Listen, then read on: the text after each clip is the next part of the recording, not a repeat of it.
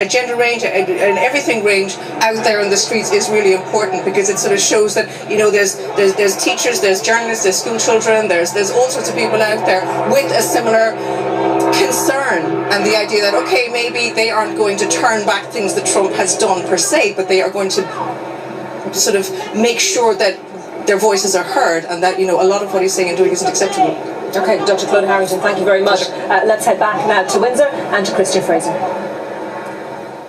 Anita, thank you very much. Extraordinary pictures there in central London. Tens of thousands of people on the streets there, and also quite a number here in Windsor. Not as big as we're seeing there in central London, but still quite a big representation for the protest movement just on this corner outside Henry VIII's Gate when the President arrived earlier today. Let's just take you to the Sovereign's entrance inside Windsor Castle, where we are expecting Donald Trump to emerge shortly.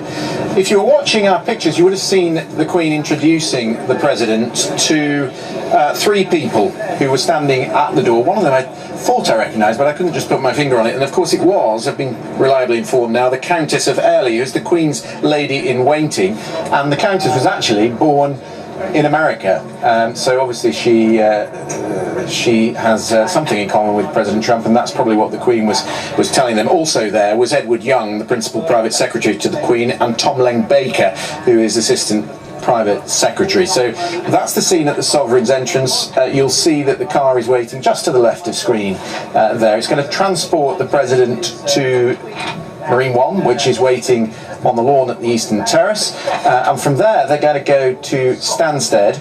Air Force One will then transport him to Glasgow Airport, and from there he'll be driven to one of his favourite places in Britain, and that is Turnberry Golf Course. And as a fellow golfer, I can quite subscribe to that. It is quite a fine golf course, and that's where he's going to be over the weekend. Well, while we stay on those pictures, let's join Joe Borelli, who is a New York councilman. He's a Republican Trump supporter. We've spoken many times, Joe, about America First and the policies that the president is enacting. Were you a little surprised how strong he went on Brexit in the morning paper?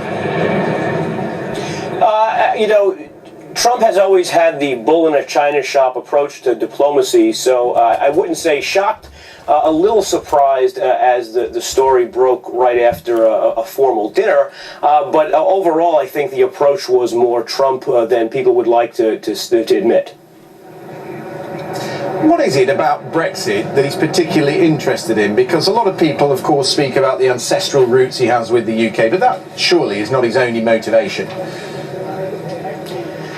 You know, I think he is someone who recognizes that the people of Britain voted for Brexit. I think that's first and foremost. But on the sort of America First side, as you referenced, I think his interest is in having a free trade deal with the UK, which, of course, if you go towards a soft Brexit, or the UK will still be recognizing some of the economic sovereignty of the EU, I think it does become more problematic to have a direct free trade agreement with the UK. I mean, that's just that's more technical and legalistic than sort of ideological, but that's probably more of the reality than we'd like to admit.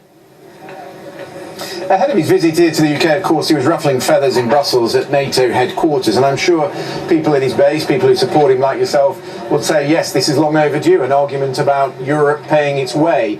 But are you not at all concerned that here he is bashing up his allies just 2 days ahead of going to shake hands and probably lord over President Putin of Russia?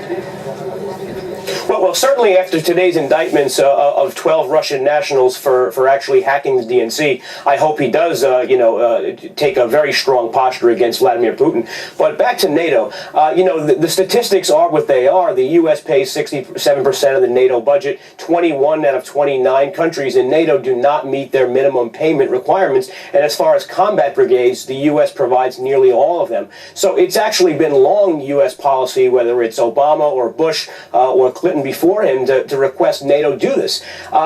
Success from NATO summits in the Obama administration were often judged by how nice of pictures of the bromance between Barack Obama and various world leaders would have been. I think Trump is the first president to really, forego those type of niceties and hope to get a result. Look, his criticism of Angela Merkel